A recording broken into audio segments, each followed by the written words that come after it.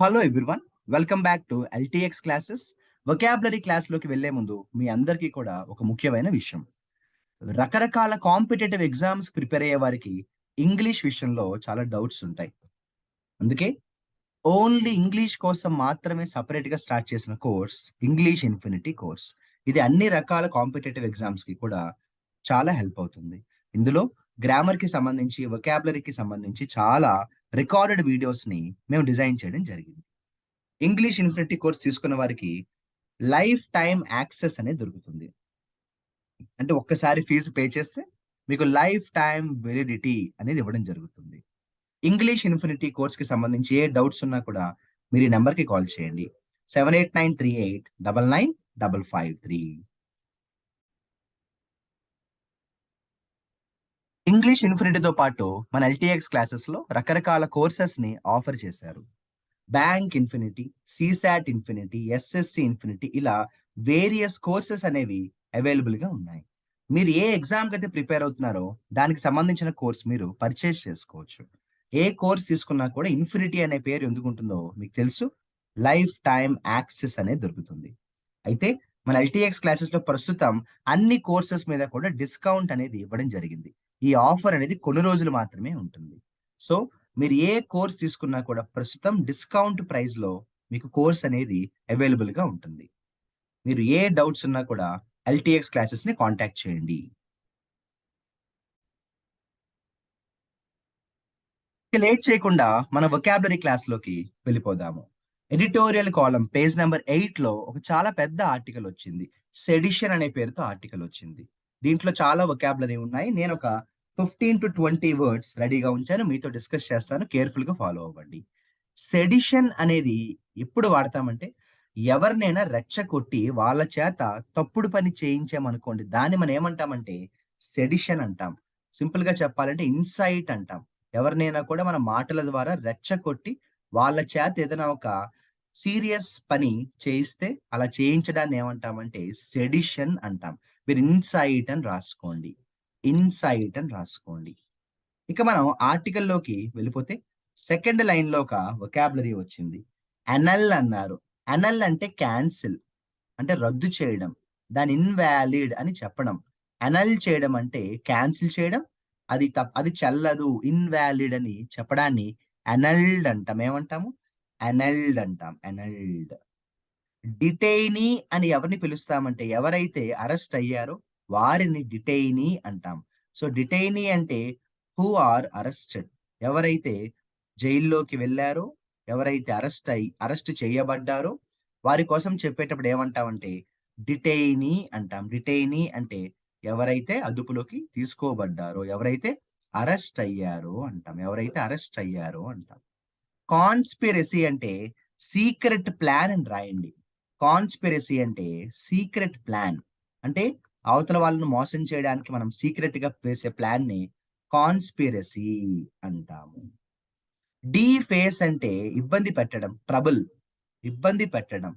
డీఫేస్ చేయడం అంటే ఇబ్బంది పెట్టడం, లేకపోతే స్పాయిల్ చేయడం అని కూడా వస్తుంది. పాడు చేయడం అని కూడా వస్తుంది. పాడు చేయడం అని కూడా వస్తుంది. బ్రీచ్ అంటే కూడా అదే. బ్రీచ్ చేయడం అంటే రూల్స్‌ని బ్రేక్ చేయడం. బ్రీచ్ అంటే వయలేట్ అని రాయండి. బ్రీచ్ చేయడం అంటే రూల్స్‌ని బ్రేక్ చేయడం అంటాం. బ్రీచ్ చేయడం అంటే రూల్స్‌ని బ్రేక్ చేయడం అంటాం. రూల్స్‌ని బ్రేక్ చేయడం అంటాము. స్ట్రక్ డౌన్ అంటే క్యాన్సిల్ చేయడం. మనం స్టార్టింగ్‌లో ఎన్ఎల్ అనే వర్డ్ నేర్చుకున్నాం కదా! అలాగే ఉంటుంది. ఎన్ఎల్ లాగే ఉంటుంది. సినోనిమ్ ఇది. స్ట్రక్ డౌన్ అంటే కొట్టి పారేయడం, క్యాన్సిల్ చేయడం అంటాం. కంటెంప్ట్ అంటే రూల్స్‌ని ఉల్లంఘించడం, వయలేట్ చేయడం. కంటెంప్ట్ ఆఫ్ కోర్ట్ మీరు వినే ఉంటారు. కంటెంప్ట్ అంటే రూల్స్‌ని వయలేట్ చేయడం. దాన్నే మనం బ్రీచ్ అని కూడా అంటాం. దాన్నే మనం బ్రీచ్ చేయడం అని కూడా అంటాము. దాన్నే మనం బ్రీచ్ అని కూడా అంటాము. డిస్‌అఫెక్షన్ అంటే బాధ, సాడ్‌నెస్. కోపం అవ్వచ్చు, లేకపోతే బాధ కూడా అవ్వచ్చు. యాంగర్ అవ్వచ్చు, సాడ్ కూడా అవ్వచ్చు. డిస్‌అఫెక్షన్ అంటాం. ఇన్ ఎబియన్స్ అంటే నాట్ ఇన్ యూజ్. ప్రస్తుతం దీన్ని వాడట్లేదు అంటాం. ఇన్ ఎబియన్స్ అంటే నాట్ ఇన్ యూజ్. ప్రస్తుతం దీన్ని ఇది వాడకంలో లేదు అంటాం కదా! అలా అన్నమాట. ఇన్ ఎబియన్స్ అంటే ప్రస్తుతం దీన్ని ఎవరు యూజ్ చేయట్లేదు అంటాం. వాడట్లేదు అంటాం. స్ట్రక్ డౌన్ అంటే ఏం చెప్పానో గుర్తుందా? క్యాన్సిల్. స్ట్రక్ డౌన్ అంటే ఏం చెప్పానో గుర్తుందా? క్యాన్సిల్. సెడిషన్ అంటే ఏం చెప్పానో గుర్తుందా? రెచ్చగొట్టడం. ఇన్సైట్. రివరెన్స్ అనేది చాలా మంచి వొకాబులరీ. రివరెన్స్ అంటే రెస్పెక్ట్ అమ్మా. మనం ఎవరికైనా కూడా ఇచ్చే గౌరవాన్ని రివరెన్స్ పేరుతో పిలుస్తాం. రివరెన్స్ అంటే రెస్పెక్ట్ అంటాం. ఎస్పౌస్ అంటే సపోర్ట్ చేయడం. ఎస్పౌస్ అంటే ఏంటంటే సపోర్ట్ చేయడం. సపోర్ట్ చేయడం అంటాం. ఎస్పౌస్ అంటే సపోర్ట్ చేయడం.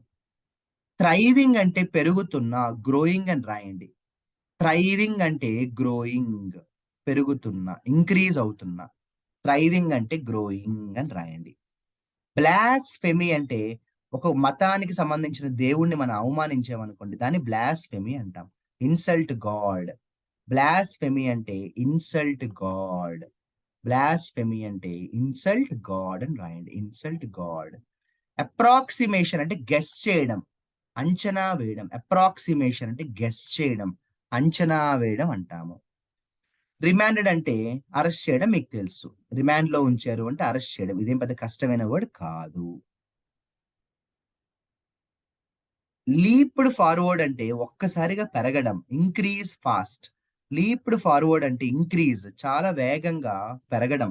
ఫాస్ట్‌గా పెరగడం. లీప్ ఫార్వర్డ్ అంటే ఇంక్రీజ్ అని రాయండి. రివోక్ అంటే కూడా క్యాన్సిల్ చేయడం. ఈరోజు క్యాన్సిల్ పేరుతో చాలా వొకాబులరీ కనిపించాయి మనకి. రివోక్ వచ్చింది, స్ట్రక్ డౌన్ వచ్చింది, ఎన్ఎల్ వచ్చింది కదా! చాలానే వొకాబులరీ మనకి ఈరోజు వచ్చాయి.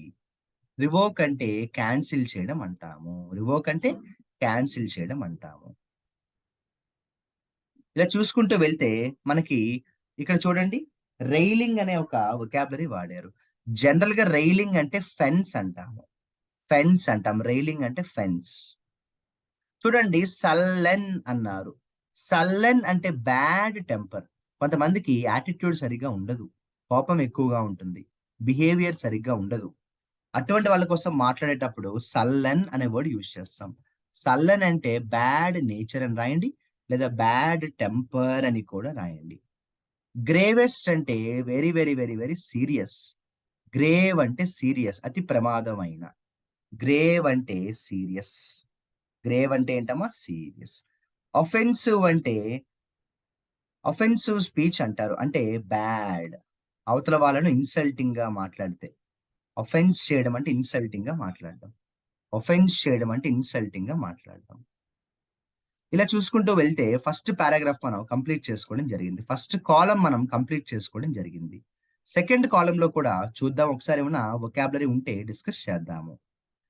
సెకండ్ కాలమ్‌లో చూసుకుంటూ వచ్చినట్టయితే నాకు ఫస్ట్ పారాగ్రాఫ్‌లో పెద్దగా వొకాబులరీ ఏం కనిపించలేదు.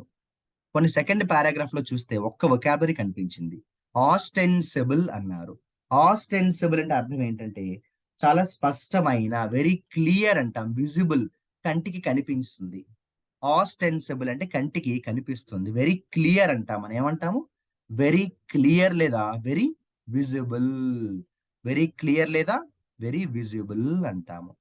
ఎడ్జీ అంటే చాలా టెన్షన్స్‌తో కూడిన. ఎడ్జీ అంటే ఏంటంటే చాలా టెన్షన్‌తో కూడిన.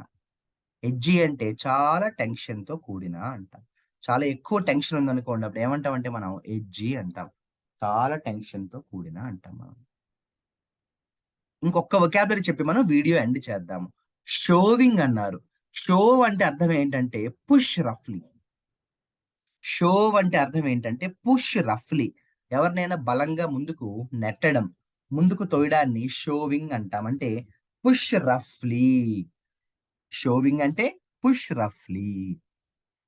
ఈరోజు వొకాబులరీ క్లాస్‌లో 20కు పైగా ఇంపార్టెంట్ వొకాబులరీ మనం డిస్కస్ చేసుకోవడం జరిగింది.